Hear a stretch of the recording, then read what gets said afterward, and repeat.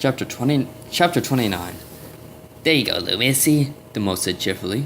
His hand stopped glowing and released Amber's paws. The dragoness flexed her talons and nodded with satisfaction. Thank you very much, she chirped. They feel much better. Just make sure you don't go get too wild now. The healer shook his finger at her. And since I've been seeing you dragons almost every day for the past several weeks. I'll do my best, Amber winked as she left the room. Thanks again. The healer just laughed as he watched her go. Amber skipped heavily down to Flame's room. Since he returned, the dragoness had been even more carefree than she had ever been in her life. As she approached Flame's room, she could see the light from his fireplace, casting warm glow into the corridor. She stopped and tapped her talons against the doorway. Guess who? She chanted. There was no answer. Yoo-hoo! Flame. She poked her head and looked around. He lay there on his cushion, stretched out to his full strength. She smiled to herself and entered the room. Hey, wake up, sleepyhead. She drew closer as the smile began to disappear. Flame? When she finally stood over him, she saw that the pills were soaked in blood.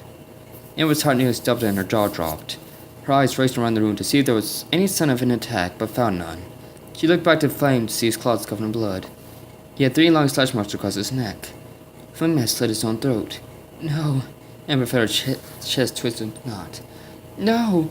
She clutched on the dragon's body. It was too warm. Why, Flame? Why?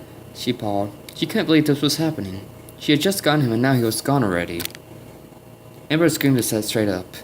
Her heart was racing and tears spilled from her eyes. She gasped for breath, but her heart continued to pound. It was a dream, she sobbed. It was just a bad dream. She looked down at her talons. They had been healed the day before. Flame! She exclaimed and leaped for the balcony.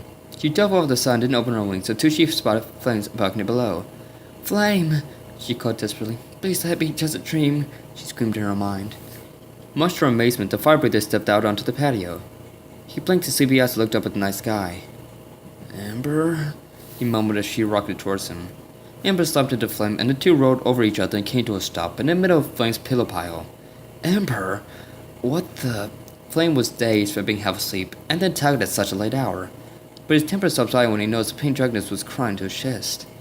Amber, what's the matter? He stroked her crest, gently trying to calm her down. I thought you were dead. Amber stopped. I thought you'd taken your own life because you... She was starting to hiccup. It's alright. Flame whispered softly to her. It was just a bad dream. Amber spent several minutes hiccuping and starting to try and get herself under control.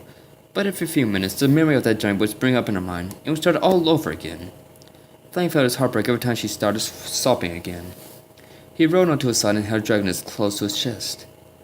Amber closed her mouth to try and stop the constant sobbing and hiccups. At last, the noise in his room had quieted down, except for the occasional muffled hiccup or two.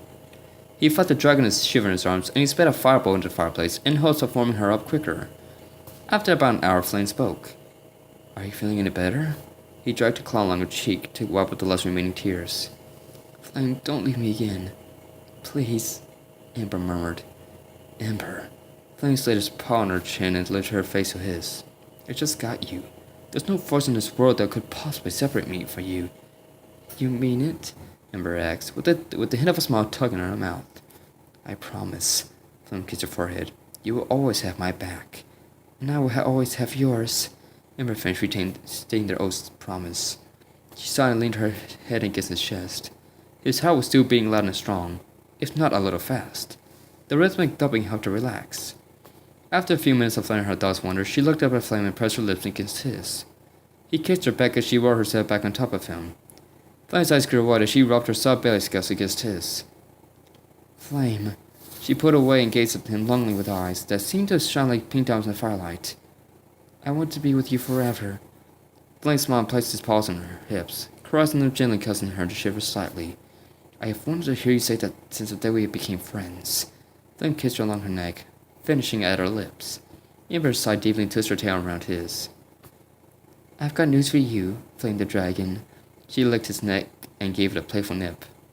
I'm all yours, and yours alone. I am your dragoness. She pressed her lips to his again in a deeper kiss than either of them had done before. Much more than passionate lust, but pure love and desire to be together. What started out as a kiss had led to something far more spectacular. Thank the ancestors.